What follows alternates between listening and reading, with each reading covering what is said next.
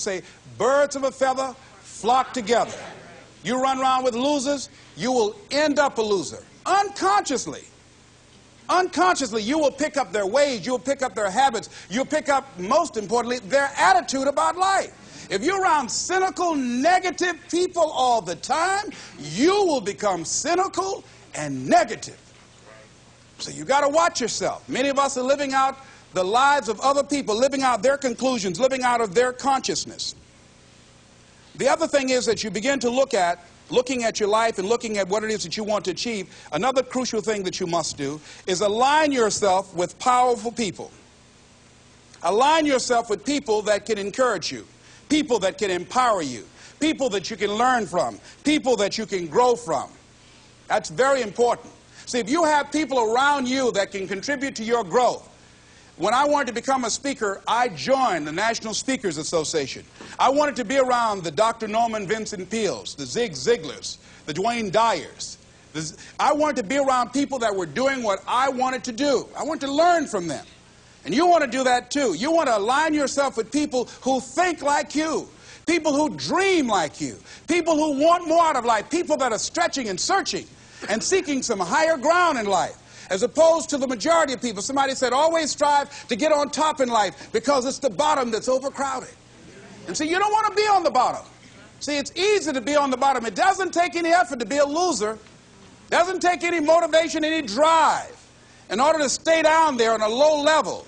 But it calls on everything in you, ladies and gentlemen. You have to harness your will to say, I'm going to challenge myself. Sometimes I have to pull myself out of bed and say, come on, Les. Things I know I should do, I don't do.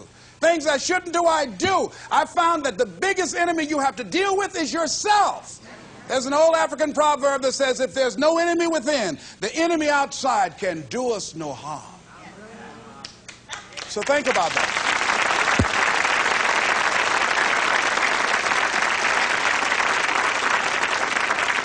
So as you begin to look toward making this your decade, as you begin to look toward making your life different, as you begin to look at yourself, you've got to redefine yourself.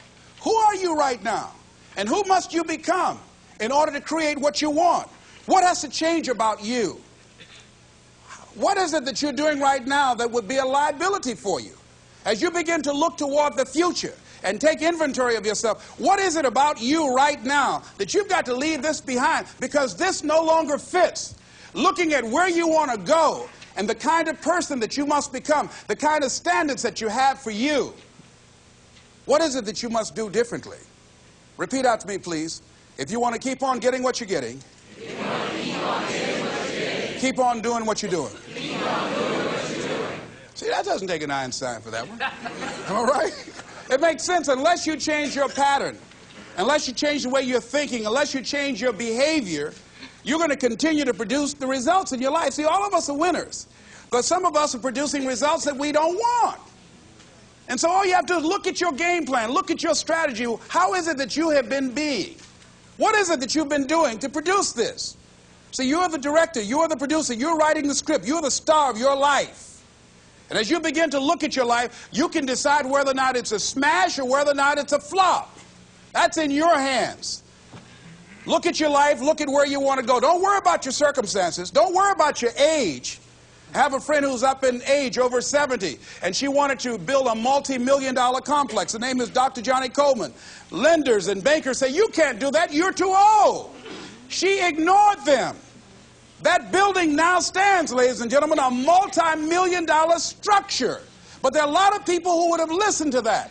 There are a lot of people that would not have even gotten to that point. They would have talked themselves out of even going down to the bank to ask for it, because they've already said no to themselves. See, it's time now. If you want to make this your decade, you've got to start saying yes to your life. You've got to start saying yes to your dreams, yes to your unfolding future, yes to your potential, as opposed to saying no. See, 87% of our self-talk is negative.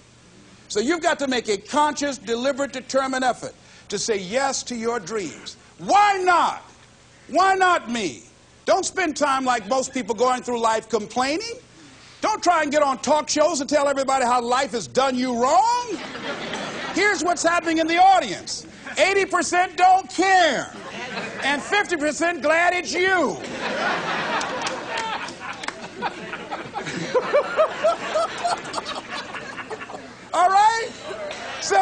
you know that, you'll go around crying, oh, you know what they did to me? Who cares? Get away from me before they come back.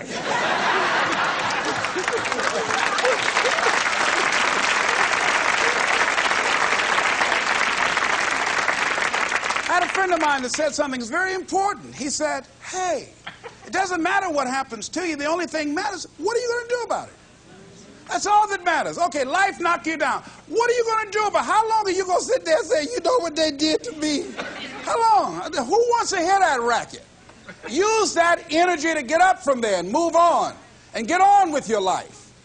You got to learn to let the past go so you can grow. Many people never act on their dreams because they allow their past experiences to determine what their possibilities are. Whatever you've done in the past, that's not a reflection of your possibilities. That's just a reflection of your consciousness. That's just a reflection of your development and your growth. The future is unfolding for you right now. The future is unlimited for you right now. No one knows where you can go. No one knows what you're capable of or what's possible for you. You don't even know that. I had no idea, ladies and gentlemen. No one could have convinced me that I was able to do this. I'll never forget, I was speaking in Detroit, and a high school friend of mine saw me afterwards, and he was backstage. He said, I can't believe it's the same person. And I thought for a moment, and I said, it's not. The person you know, he's gone. He doesn't live here anymore. We have the power to change our personal history, changing the direction of our lives, changing our thoughts, changing where we want to go, exploring new horizons.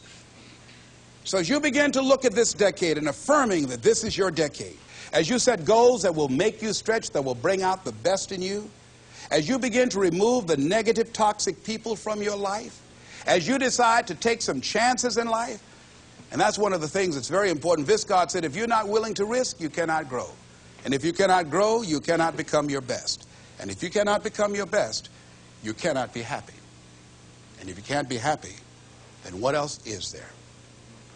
I'll never forget when I reached my first major goal of buying my mother that home. I'll never forget what it was like. And you're going to have this experience when you reach some major goal. When I drove up to the house and I got out and I gave Mama the key. And I said, Mama, this is for you.